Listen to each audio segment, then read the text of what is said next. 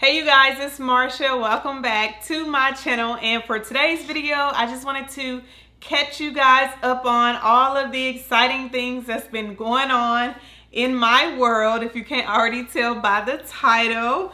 But first, I also wanted to just share my breast cancer remission status. So for those of you that have been following me from the very beginning on YouTube, then you already know that I originally started my YouTube channel about 5 years ago, almost 5 years ago, to share my breast cancer journey. So it was right when I got diagnosed with breast cancer when I was 32 years old, and I decided to share it on YouTube. And the reason was because I could not find anyone that was young, early 30s, that looked like me and was diagnosed with breast cancer that I could relate to. And so I just didn't know what to expect. And going into something that major, not really knowing what to expect, not knowing how you're gonna look or feel, especially for somebody that's young, it was kind of, frightening for me. So I didn't want anybody else that had to go through that at a young age to experience that without having anybody to look to for inspiration or just for knowledge. So I decided to create my YouTube channel to share my breast cancer journey with the world, and that was about 4.5 years ago. And you guys, those videos completely changed my life. Like, I got so many comments and so much feedback from, women who were recently diagnosed with breast cancer and was doing the same thing, trying to find information, trying to find, inspiration or knowledge as far as what to expect. And it just so happened that God put it on my heart to post those videos and share that journey. So the response I got was overwhelming, and it was amazing. So and I'm still getting comments, and I'm still getting messages, sometimes on Instagram, sometimes on my YouTube videos, just from women who are recently getting diagnosed. And it's such a very important topic. So after I finish my cancer treatments and my journey, every year I just want to continue to update you guys, especially the ones who are following me from the beginning, on my status, because you have, tests and exams every year, for me twice a year. And so, I feel it's important to continue to share that, because it's never really over, because you are always getting tested to make sure the cancer hasn't come back. So I recently had my my exam in the beginning of this month. So I got the results back, and I want to share that with you. But first, before we jump into that, the big news is that we are expecting. We are having another baby. We are adding to our family. So this is baby number 3 for me, and baby number 3 for us. And I am currently 4 months pregnant. So I'm due, either at the beginning of January or at the end of December. It kind of just depends on my health and the health of the baby. But we are so excited. Me and my husband are so excited. This is something that we've been wanting for a long time. We wanted to grow our family. We were, totally blessed with 2 beautiful kids, a boy and a girl. But we always wanted more kids. Maybe this will be the last one though. But after the breast cancer, things just really changed. And so it kind of made our decision a little bit more difficult as far as whether or not we were going to try to have any more kids. And to be honest with you, it actually was 2 different things. So it was my blood pressure and the breast cancer. So I have high blood pressure thanks to my first pregnancy. I developed preeclampsia, which is, common in pregnancies, is where you develop high blood pressure while you're pregnant. And with my first pregnancy, my blood pressure just got out of control. I had to deliver at 31 weeks. And my son stayed in the NICU for 4 weeks. He weighed 3 pounds when he was born. And so sometimes, women who develop preeclampsia, the cure is really to deliver. And so that's the reason why a lot of them have to deliver early. And sometimes the high blood pressure goes away after you give birth. Well, unfortunately for me, it didn't. And so it stuck around, and it's still around nine years later. So that was one thing. Then the breast cancer was a totally separate subject. So after my breast cancer treatments and after I was in remission, my doctor, my oncologist said, actually, I think my oncologist and my surgeon, but I have a really good relationship with my oncologist. But she said her recommendation was for me to wait at least 5 years before we tried to conceive another child. So, you know, that was kind of a bummer because, you know, I'm adding up the years. I'm like, ooh, I'm gonna be, you know, in my late 30s by then. But there's several reasons why she wanted me to wait at least 5 years, and I just wanted to share that with you. So first reason is because 5 years is kind of like the magic number for breast cancer patients as far as being in remission. So your chances of breast cancer returning after 5 years is greatly reduced. So the statistics say that if your breast cancer is going to come back, the majority of the time, not all the time, but the majority of the time, it comes back within 5 years from your first diagnosis. So that's what the statistics say. So she wanted me to wait at least 5 years because she knew that once I hit the 5-year mark, then the chances of the breast cancer coming back will be greatly reduced. Now, if I got pregnant before then, the cancer comes back, then it would be very hard to treat it while I was pregnant because the treatment options, even though there are some, they're limited if you're pregnant, of course. So that was the first reason why she wanted me to wait. So the second reason why she recommended that I wait at least 5 years before having any more kids is because there are certain breast cancer preventive screenings that are done that I actually have every year, sometimes twice a year. But those particular screenings are not 100% safe while you're pregnant, specifically mammograms and breast MRIs. So I have those done twice a year, every 6 months. And now I can't. So both of those involve radiation, which is not, you know, safe for the baby. And so there are certain circumstances where they will go ahead and do a mammogram if there is an extreme need. So, you know, if they do feel a lump, they do an ultrasound, they feel a lump, and they kind of suspect that it may be cancerous, then they will go ahead and do a mammogram, and they'll put a shield over your belly to try to protect the baby as much as possible. But if you're not having any symptoms of breast cancer, then they won't do a mammogram just for the sake of doing a mammogram while you're pregnant. So that's one of the questions that they ask before you have your mammogram is, are you pregnant? Do you even think you can be pregnant?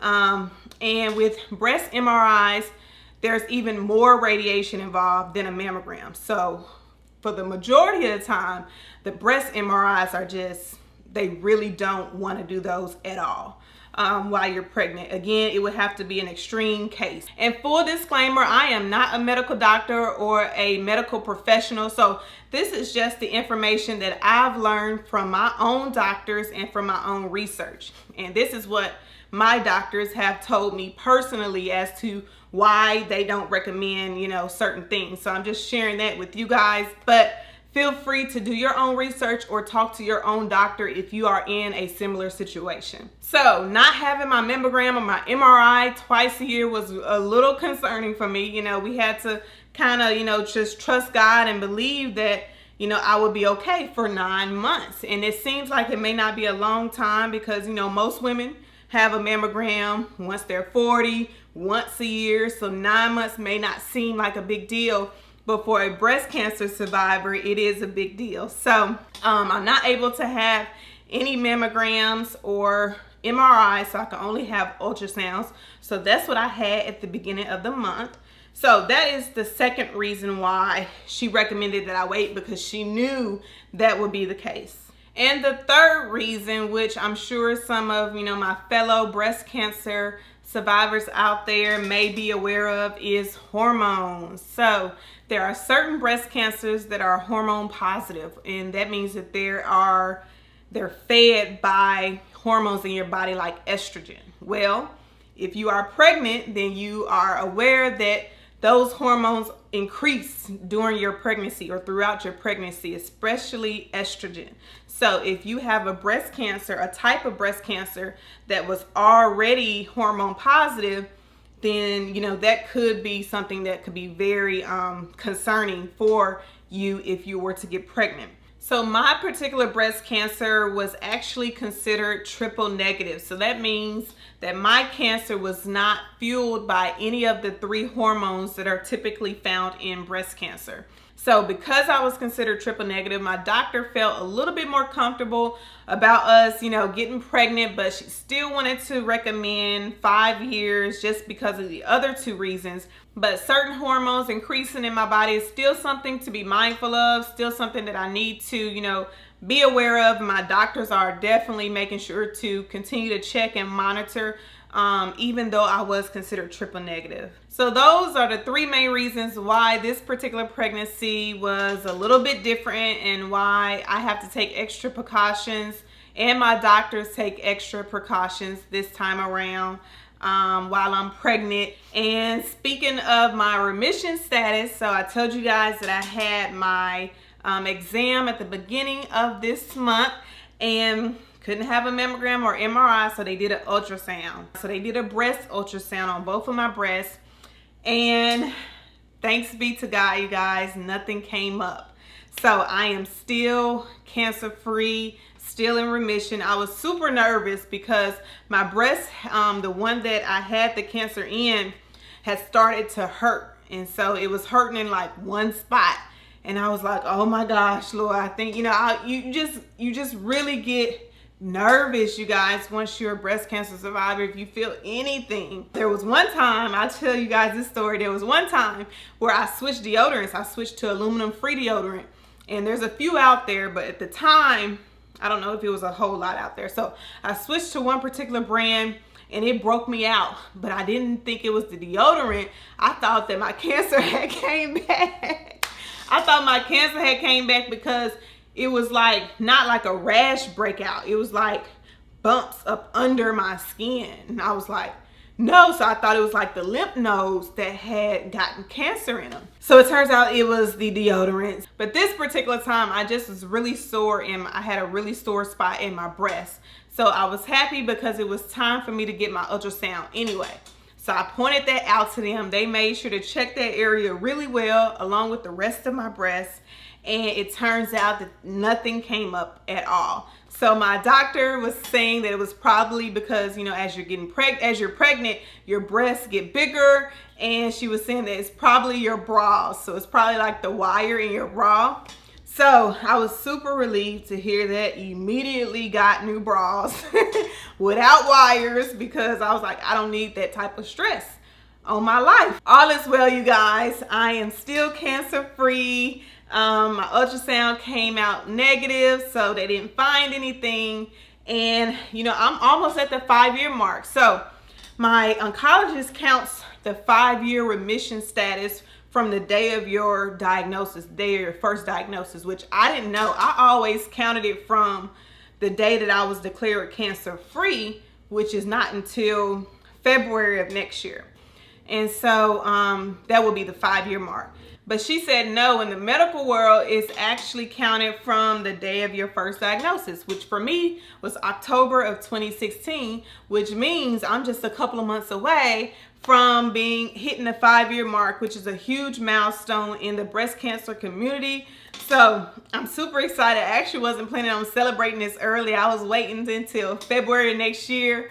So I still may wait until February next year. I don't know. So if you are a breast cancer survivor, or even if you're not, let me know in the comments if you think I should celebrate now in October, or if I should wait until when I was declared cancer free. Because I feel like, I don't know, I just feel weird celebrating it in October when I was actually still in cancer treatments. But anyway, let me know what you think down in the comments below. But yeah, this is the big news, you guys. We are so excited to be adding to our family. I am going to be sharing a few pregnancy videos with you guys just because, why not? So maybe like what I'm eating now, because I'm eating a lot more now. And maybe some other videos kind of sprinkled in between my regular videos. I also want to add some more lifestyle content and videos for you guys, just to kind of show you other things that are going on in my life. Like before, I think I showed you guys, well, I know I showed you guys my entire kitchen renovation, and I put all of those videos on the channel because, you know, anybody that wants to renovate and wants some inspiration, you know, you can look back at those videos and kind of see how I went about choosing everything for my kitchen renovation. So I love sharing that kind of stuff. We're hopefully getting ready to do a master bathroom renovation too. So if we do, I would love to share that process with you guys. So stay tuned for that. As far as recipes, I really am ready to start making more food in my Instant Pot. I actually meant to do that from the beginning of this year, and I got sidetracked, I don't know, on all these other different type of recipes. But I'm bringing it back to the Instant Pot because the Instant Pot is so quick and so easy,